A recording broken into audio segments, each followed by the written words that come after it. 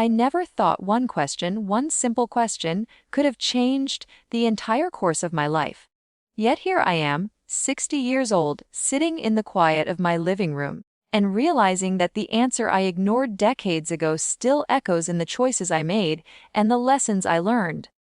My name is Nova, and I've lived through love, heartbreak, and the kind of regret that quietly grows inside you until you can't ignore it anymore. Before we dive in, I just want to say, if you're someone who enjoys real stories about life, lessons, and love, consider hitting that like button and subscribing to our channel. It helps keep stories like mine coming, and I promise, there's something here that might just resonate with you. It all started in my late 20s. I was vibrant, ambitious, and like many people my age, eager to believe in love the way the movies make it look, effortless, magical, and full of sparks. But life, as I learned, isn't about sparks. It's about noticing the subtle signs before those sparks turn into flames that burn more than they warm. I met him at a friend's dinner party. He was charming in a way that made you forget to question things, a smile that could light up a room, and words that made you feel like the universe had finally spoken to you directly. But even then, something small whispered in the back of my mind. I couldn't put it into words, yet my gut knew something wasn't quite right. Did I listen? No, I ignored it. And here's the first lesson I wish I could have shouted to my younger self: ignoring red flags doesn't make them disappear, it only gives them room to grow. Our first few months together were intoxicating. Every date, every phone call, every late night conversation felt like the world had conspired to bring us together. People often ask me, Nova, why didn't you see it? And the truth is, I did in little ways. Small things that didn't sit right, dismissive comments, fleeting moments of coldness, or the subtle gaslighting that made me question my own instincts. But I wanted the storybook ending too much to pay attention. I thought, maybe he's just having a bad day, maybe I'm overreacting, maybe love is supposed to be messy. Have you ever ignored that little voice inside you? The one that nudges you, warns you, yet you keep going because hope feels safer than reality. Weeks turned into months, and the subtle signs became patterns. At first, they were small forgotten promises, missed calls, little excuses. But patterns grow quietly. One night, after a particularly hurtful argument, I caught myself sitting in my bedroom, tears falling silently, wondering if love was supposed to hurt this way. That was the first time I admitted to myself something I had tried to ignore. I was in a relationship where my feelings, my voice, and my boundaries were quietly being eroded. I didn't leave. I stayed. And I justified my choice in ways only someone in love can. Hell change. I told myself. I just need to love harder. I can fix this. Can you feel how dangerous those words are? Looking back, I see now how easy it is to fall into the trap of believing your love is powerful enough to change someone else, even when the red flags scream otherwise. During this period, I learned something crucial about human nature and about myself. I discovered that the louder the charm, the deeper the warning signs can hide. And the more I tried to convince myself that everything was okay, the more I was blind to reality. It's strange how our hearts can be our own worst enemies, isn't it? Have you ever wondered why we ignore the obvious, the signs staring right at us? Why do we hope for the impossible even when the truth whispers? I remember a particular evening vividly. We were supposed to meet for dinner, but he canceled at the last minute, citing some vague work emergency. At the time, I forgave him immediately, like I always did. But that night, sitting alone, I felt an unfamiliar pang, a deep discomfort that I could no longer mask with excitement or hope. And that night, for the first time, I wrote in my journal not about dreams or happiness, but questions. Why do I keep accepting less than I deserve? Why do I keep pretending these red flags don't exist? This became a turning point, though I didn't realize it at the time. I began noticing my own patterns, my blind spots, and the moments where I chose love over my own clarity. And here's the painful truth that most people don't want to admit: ignoring red flags is a choice. It feels passive, but it's one of the most active things we do to sabotage our happiness. Weeks turned into months, and the minor red flags escalated. Emotional manipulation, small lies, moments of anger hidden behind laughter. And every time, I convinced myself it was a phase, that I was imagining things, that love required patience. But love shouldn't feel like walking on a tightrope every day, afraid that the next step will lead to heartbreak. At some point, I realized I had to ask myself a question I had been avoiding for months. Am I loving him, or am I just afraid to be alone? And it was this question, finally voiced, that made everything painfully clear. I had ignored the signs because facing them would mean admitting that my choices had consequences. That's terrifying, isn't it? To face the truth about yourself. I remember another confession I made, this time in front of my best friend. I told her, I think I'm afraid of what I'll find if I leave. I'm afraid of being wrong about love, about myself. And in that confession, I felt both relief and shame. Relief because I finally admitted it, and shame because I had allowed it to continue for so long. And this, dear viewer, is where the value in our story comes. We often ignore the most important question of all, is this truly good for me? Because we fear discomfort. But that discomfort is the key to clarity, to growth, to saving ourselves before the consequences are irreversible. As I navigated these months, one soft, quiet realization hit me. Love doesn't always come with fireworks. Sometimes love is a steady presence that respects your boundaries, your feelings, and your peace of mind. And no amount of charm, no amount of promises, can replace that. Have you ever felt that fear of being wrong, even when your heart knows the answer? That fear can keep you trapped longer than anything else. I learned to listen, not to his words, not to the charm, but to the quiet, insistent voice inside me. The one I had ignored for too long. And that, I realized, is the difference between hope and delusion. Nova's story isn't just about heartbreak, it's about awakening, about recognizing the signals we choose to ignore, and about giving ourselves permission to step back, to ask the right questions, and to value our own peace above everything else. And here's something important: if this resonates with you, consider leaving a comment sharing your story, because you'd be surprised how many others are walking through the same quiet, painful lessons. Sharing allows us to see we are not alone. And if you feel someone in your life needs to hear this story, sharing this video could be the gentle nudge they need to finally see the truth. As this first part of the story ends, I leave you with one lingering question. What is the one question you are ignoring today that might change your entire life if you finally faced it? Pause and think about it. Because sometimes, asking that single question is the first step toward a life you never thought possible. After months of pretending everything was fine, the cracks in our relationship became harder to ignore. I had convinced myself that love required sacrifice, that compromising was noble, and that staying silent was proof of strength. But deep down, I felt the weight of every ignored instinct, every warning I had pushed aside. My friends would occasionally ask, "Nova, are you happy?" And I would smile and nod, but inside, my heart was quietly screaming. Why do we so often allow our desire for a storybook romance to blind us to reality? I remember one evening, after a particularly tense argument, sitting alone in my bedroom, the city lights outside casting long shadows across the walls. I kept replaying moments in my mind, things I had laughed off at the time, phrases he had said that now felt sharp and deliberate, actions that didn't match his words. And suddenly it hit me. I had ignored red flags for so long that I had forgotten what peace actually felt like. Have you ever felt that way? That quiet, gnawing sense that something is off, but you can't quite put it into words. That night, I wrote in my journal, as I often did, but this time it was different. My pen didn't pause to excuse or rationalize. It poured out the truth I had been hiding from myself. I am not safe in this relationship. I am not being seen. I am not being respected. And as I read back the words, a strange mix of fear and relief washed over me. I was afraid of what it meant to face reality, yet relieved to finally see it clearly. It was around this time that subtle patterns of emotional manipulation became impossible to ignore.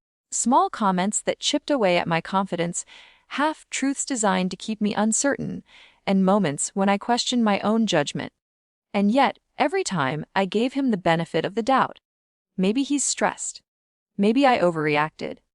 How many of us do this? Pretend the warning signs aren't there because the alternative, facing the truth, is too painful. I began to see a pattern not just in him, but in myself. I realized that I had a tendency to prioritize others' comfort over my own peace.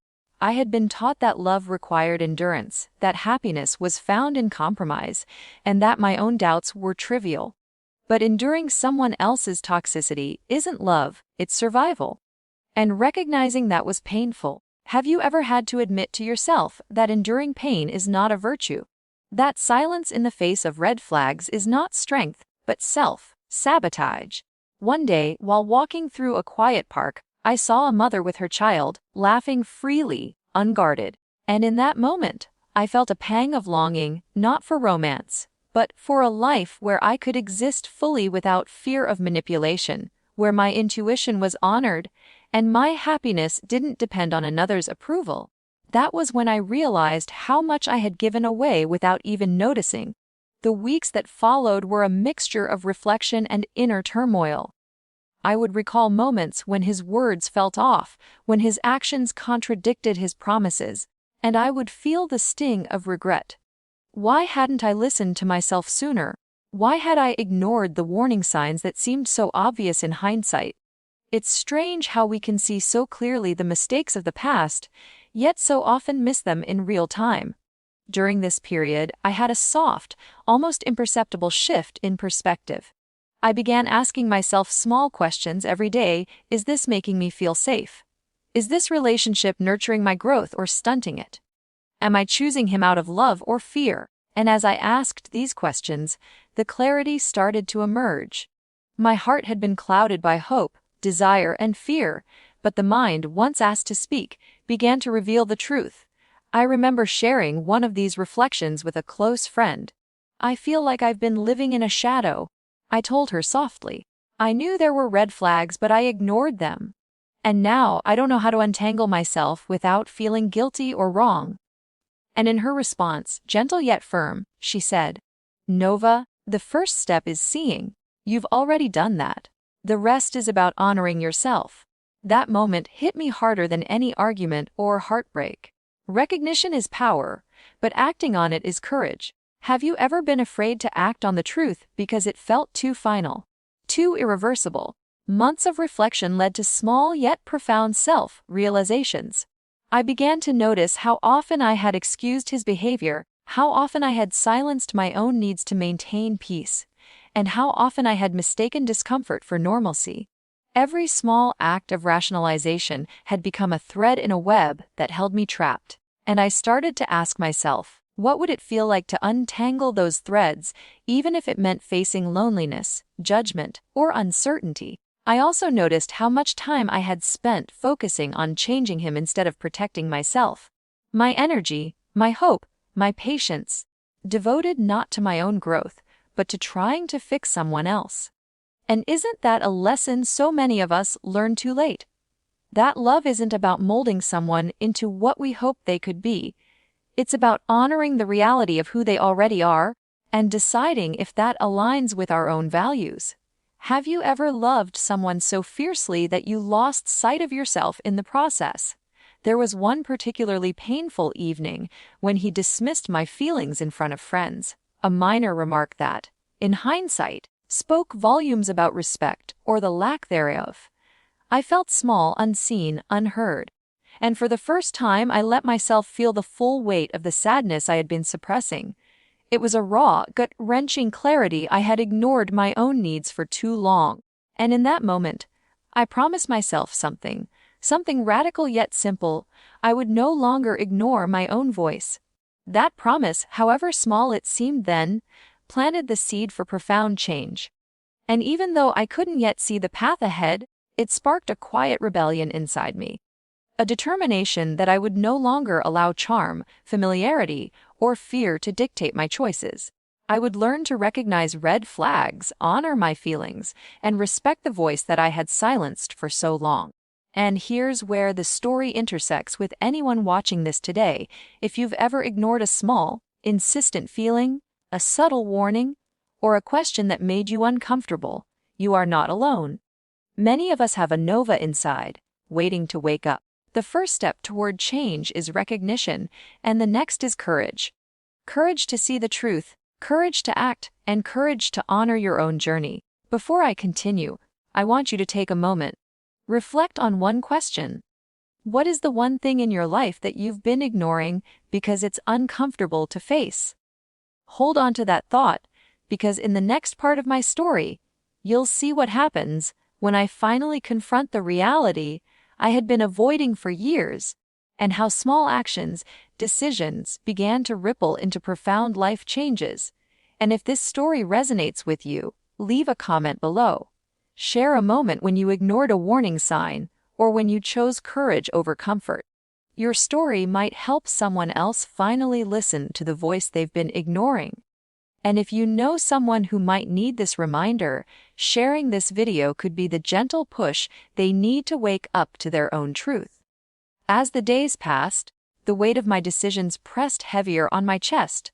I started noticing patterns not only in him but in myself. Why I tolerated small lies, why I excused hurtful words, why I continued believing in promises that never materialized. It wasn't about grand betrayals anymore. It was the little things, the sideways comments, the moments when my laughter felt forced, the subtle ways my opinions were minimized. And yet, I had spent decades telling myself, this is love. This is what commitment looks like. But was it really? I remember one afternoon, sitting by the window with a cup of coffee, watching the rain trace random paths down the glass. A thought hit me like a lightning bolt. All this time, I had been in love with an idea of him, not the man he truly was. How many of us do this, fall in love with potential, with the person we wish they were, instead of seeing who they really are? Have you ever caught yourself doing that? There was a night when everything came to a head. A disagreement, trivial in some eyes, but for me, it was the tipping point. I realized how much I had ignored my instincts.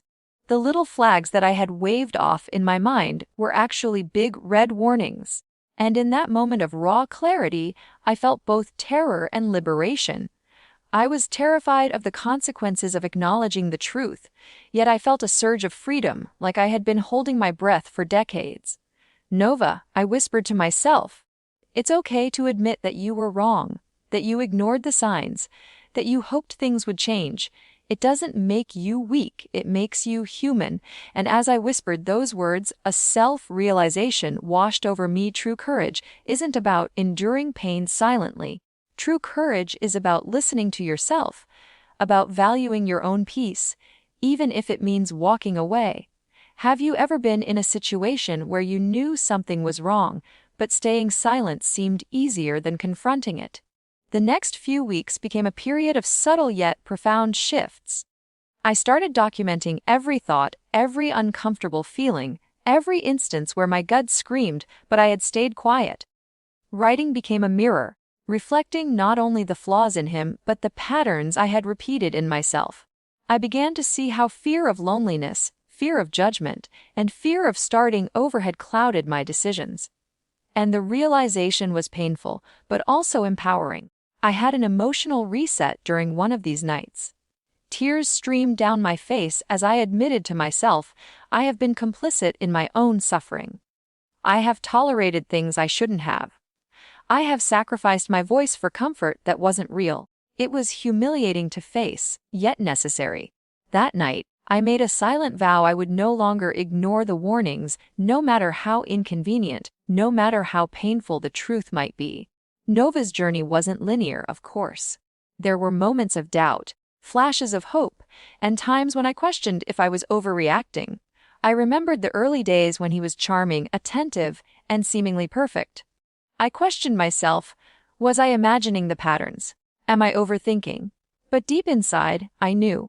I had been quiet for too long. I had given him the benefit of the doubt repeatedly, and it had cost me pieces of my peace. Have you ever felt that subtle, nagging certainty that something isn't right, even when everything looks fine on the surface? That was my constant companion, and every time I acknowledged it, I felt both relief and sorrow: relief for finally seeing clearly, sorrow for the years lost ignoring my instincts. In those quiet, reflective moments, I also realized how deeply we can fall for narratives instead of reality. I had fallen for the story of our perfect life, not the life itself. And in doing so, I had overlooked the very real incompatibilities and misalignments that were staring me in the face. It was a painful truth: love alone is not enough. Respect, honesty, and alignment of values are equally crucial. One night, during a long walk, I asked myself a hard question: what would I tell my younger self if I could? And the answer came softly, almost like a whisper from the past: Nova, trust yourself. Listen to the small voice inside that questions, hesitates, feels uneasy. It is always right. Don't ignore it. That question stayed with me, echoing louder each day. I shared some of these realizations with a trusted friend, someone who had always been honest with me. "You've been carrying a burden for too long," she said gently. "But the fact that you can see it now means you can start to free yourself." And it was true. Awareness had created space for courage, and courage was slowly becoming action. Have you ever experienced that sudden clarity that makes past decisions feel both inevitable and avoidable at the same time? That's how I felt every day. The contradictions, the regrets, and the tiny victories of speaking up and honoring my instincts all coexisted, creating a landscape of emotional complexity I had never navigated before. During this period, small yet meaningful steps began to ripple outward. I started setting boundaries, asserting my feelings in small conversations, and noticing how he responded. Often, the discomfort was immediate. Sometimes he resisted or dismissed me. But with each assertion, my confidence grew, my intuition strengthened, and the fog of doubt that had clouded my judgment began to lift. Nova's confession here is simple yet profound: the cost of ignoring red flags is higher than the discomfort of confrontation. Every small act of silence had compounded into years of misaligned living. But each acknowledgement, each spoken truth, became a brick in the foundation of self-respect. And here's the moment I want you to reflect on: what patterns have you ignored in your own life? What warnings have you brushed aside because change felt inconvenient or scary? Think about it. The story I'm sharing isn't just mine, it's universal. We all have moments when we stand at the edge of clarity and fear simultaneously. What we choose at that moment defines the rest of our journey. Before we move to the next part, I want to invite you to reflect, maybe even comment below. Share a moment when you ignored a warning sign, or when a small voice inside you asked you to pause and listen. Your words could help someone else honor their instincts before it's too late. And if this story resonates, share it with a friend who might need that gentle nudge. Sometimes, the smallest story can spark the biggest courage. As the months passed, I started noticing subtle shifts in my life, shifts I hadn't allowed myself to feel before. It began with small things: the way I held my head a little higher, the way I voiced my thoughts without immediately softening them, the way I stopped apologizing for feelings that were valid. It was liberating, yet terrifying. I had spent so long living in the shadow of someone else's expectations that embracing my own power felt unfamiliar, almost uncomfortable. One evening, I sat down with my journal, the pages filled with confessions, regrets, and tiny victories. I read lines I had written months earlier, lines full of doubt and fear, and I realized something powerful: I had survived the very storm I thought would break me. And more importantly, I had learned to recognize my own worth, my own voice, and my own boundaries. Have you ever felt that moment, the one where you finally see your own strength after months, or even years, of questioning it? Nova's life wasn't perfect, and the journey wasn't over. There were still moments of doubt, occasional pangs of guilt, and reminders of the past that threatened to pull me back into old patterns. But I was no longer powerless. The red flags I had once ignored were now lessons etched into my understanding of love, trust, and self-respect. Every uncomfortable feeling, every uneasy instinct, every small voice of doubt I had once silenced was now guiding me toward decisions that honored me. And then came a realization that changed everything. I had been looking for love outside when the real work was within. The relationships I had ignored, the signs I had overlooked, they weren't just lessons about him, they were lessons about me. About my patterns, my choices, my fears. It was humbling to face, yet incredibly freeing. And I want you to ask yourself, are you listening to your own inner voice? Or are you waiting for someone else to validate your fears? Sharing these reflections with friends became a new kind of therapy. I noticed that even in the simplest conversations, when I spoke honestly about my journey, people leaned in. They shared their own stories of ignored warnings, of red flags that whispered truths they didn't want to face. And in that exchange, I realized this story isn't just mine, it's universal. The courage to face uncomfortable truths, to act despite fear, is something we all navigate, sometimes silently, sometimes out loud. Nova had her emotional reset, and now her hope was tangible. I started creating small, intentional boundaries in every aspect of my life, at work, with friends, and yes, in relationships. Each choice was a reaffirmation that my intuition mattered, that my comfort and peace were not negotiable.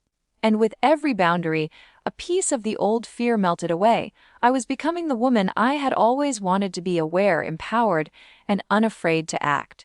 Have you ever experienced that moment when a lifetime of choices suddenly clicks into clarity? That was me, sitting on my porch one crisp evening, feeling the air on my skin, thinking I am finally listening to myself. I am finally living for me. Of course, this journey wasn't about blame. It wasn't about saying, he did this, therefore I suffered.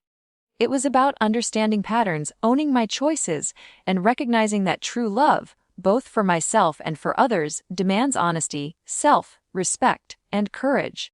I realized that ignoring red flags isn't just about missing warning signs, it's about neglecting the voice within that always knows.